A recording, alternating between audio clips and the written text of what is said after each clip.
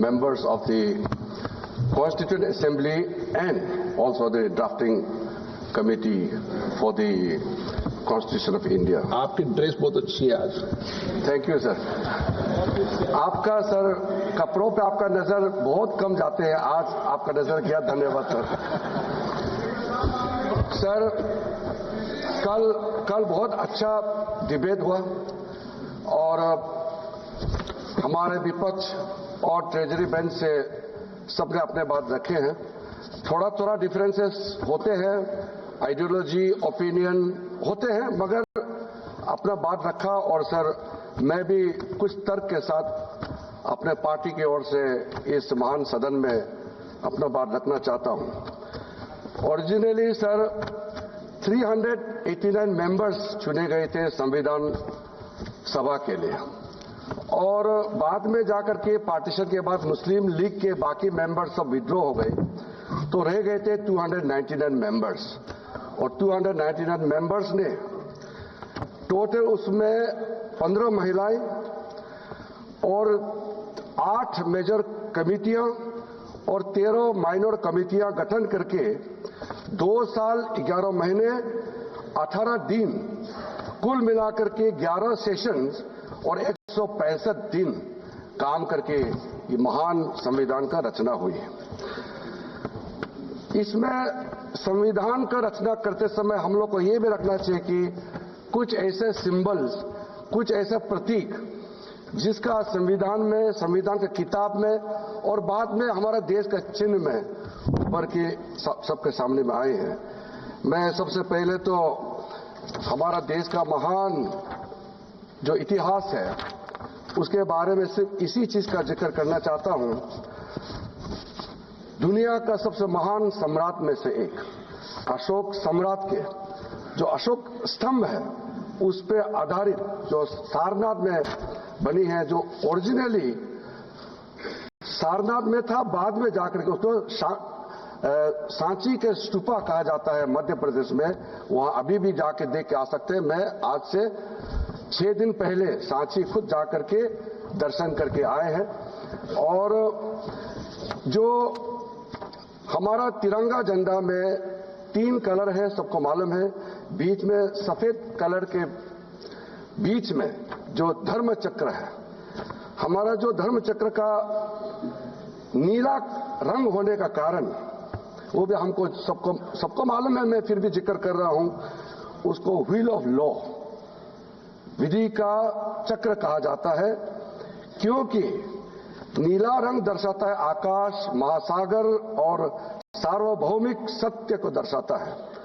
यही कारण है कि राष्ट्रीय ध्वज के सफेद पट्टी के बीच में नीले रंग का अशोक चक्र स्थित होता है।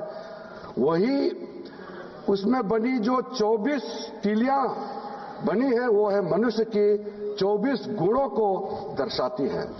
ये सिंबल, क्योंकि हम इस महान देश का संविधान के बारे में जब चर्चा कर रहे हैं तो उस संविधान का प्रेरणा कहां से मिला वो भी हमको नहीं भूलना चाहिए। बाबा साहब भीमराव अंबेडकर एक जब लोकतंत्र के बारे में बात करते करते उन्होंने कई बातें कही। एक कोट मैं आपके सामने में पेश करना चाहता हूं। बाबा साहब ने कहा था, The institution where there are many rules for motions, resolutions, quorum, voting and counting of votes. Lord Buddha got this inspiration from the political systems of that time. उन्होंने मॉन्क का यूनियन को पार्लियामेंट ऑफ इंडिया से compare किया। और sir बाबा साहब ने जब अपना संविधान का रचना का ड्राफ्ट करने का शुरू किया, उसमें कई कोट्स है। मैं कुछ देर में कुछ कोट्स को आपके सामने में पेश करना चाहूंगा। फिलहाल सर कॉन्स्टिट्यूशन स्पिरिट, जिस स्पिरिट से हम आज तक 75 वर्ष पूरा हो गए हैं, उसमें लिखा हुआ जो शब्द होते हैं उसके अलावा संविधान का जो स्पिरिट है उसको भी हमने कैसे मानते हुए आगे चलने का काम किया है। मैं फख्र महसूस करता हूं, प्रधानमंत्री मोदी जी का जब कार्यकाल शुरू हुआ, उसने संविधान को उसी स्पिरिट को मानते हुए अपना सरकार का मंत्र को इस देश का सामने में रखा, और वो मंत्र है सबका साथ, सबका विकास, सबका विश्वास और सबका प्रयास।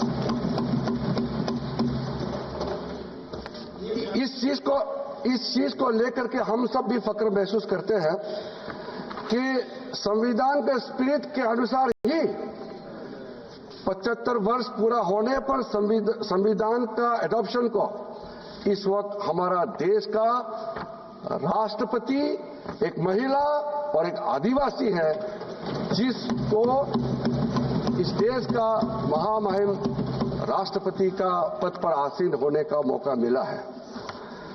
मैं जब बाबा साहब अंबेडकर को कोट करता हूं, तो मैं ये मानता हूं कि ये मैं एक अधिकार के रूप में कोट नहीं कर रहा हूं, मैं दायित्व के हिसाब से मैं बोल रहा हूं। क्योंकि अगर बाबा साहब अंबेडकर का वो स्पिरिट संविधान में नहीं होते, तो मैं भी आज इस महान सदन में कभी भी नहीं होते। मैं एक ऐसे क्षेत्र से आया हूं, मैंने एरोप्लेन पहले देखा है, गाड़ी बाद में देखा है, क्योंकि मैं सांसद बनने के बाद ही गाड़ी का रास्ता बनाना शुरू हुआ। हमारा प्रदेश में कई गांव में 7-7, 8-8 दिन हम लोग पैदल चलते थे। और जब मैं आदरणीय प्रधानमंत्री जी ने मुझे उस जगह में बैठने का मौका दिया जिस पद पर बाबा साहब भीमराव अंबेडकर बैठे थे, जब मैं इस देश का कानून मंत्री बना, मैंने सबसे पहले उस कानून मंत्री के पद में बैठने से पहले ये समझने का कोशिश किया कि बाबा साहब अंबेडकर क्या चाहते थे, क्या क्या चीज और उसके सोच मन में था जो नहीं कर पाए, और उसने अपना कार्य पूरा करने से पहले क्या क्या चीज उन्होंने आरंभ किया। वो सुबह मैं कानून मंत्री के पद पर जाने से पहले सबसे पहले मेरा मन में यह आया कि बाबा साहब भीमराव अंबेडकर इस देश का पहला कानून मंत्री तो बना, लेकिन उन्होंने इस्तीफा क्यों दिया, इसका चर्चा लोगों के सामने में अक्सर नहीं होते हैं।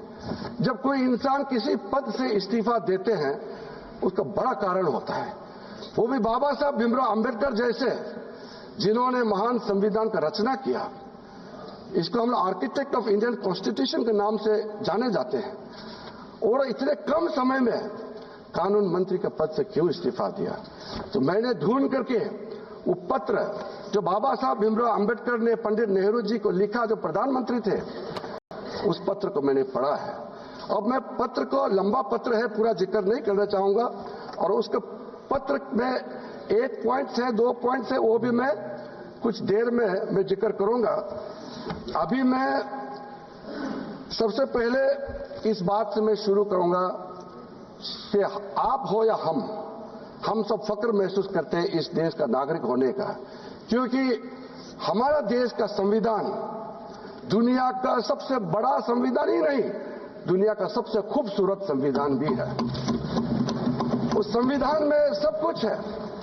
मैंने बीते सालों में दुनिया का कई संविधानों का भी मैंने परखने का कोशिश किया है, प्रावधानों का भी, और हमारा संविधान का प्रावधानों को भी मैंने बारीकी से देखा है। इसलिए मैं कह सकता हूं, इसमें पार्टी उस पार्टी इस पार्टी का सवाल नहीं है, हम सब भारतीय हैं, और इस संविधान को लेकर के हम लोग गौरव महसूस करते हैं।